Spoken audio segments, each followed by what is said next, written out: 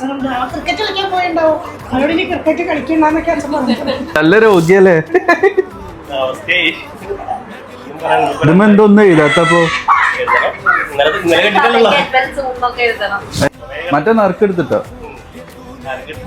അത് ഇവിടെ ഉള്ള ചെങ്ങയ്യ അവര് നാളെ വരാം. എന്നാ ഒരു കാര്യം ചെയ്യ്, ഇതിവിടെ വെച്ചോ. നോക്കുമ്പോ പ്രൈസ് ഒന്നും പറയണ്ട, വലിയ കാര്യം. ഇതാ ഹാപ്പി ബർത്ത്ഡേ.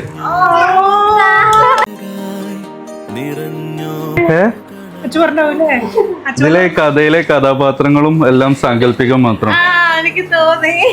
എപ്പോഴാ തോന്നി?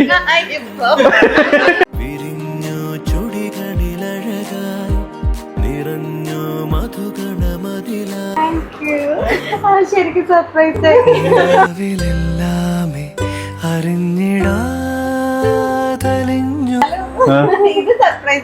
സർപ്രൈസ് ആയില്ലേ?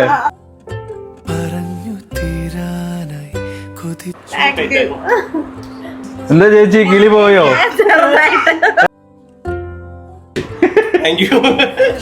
കുഴപ്പമില്ല, ശരിയാട്ടെ പെട്ടെന്ന്.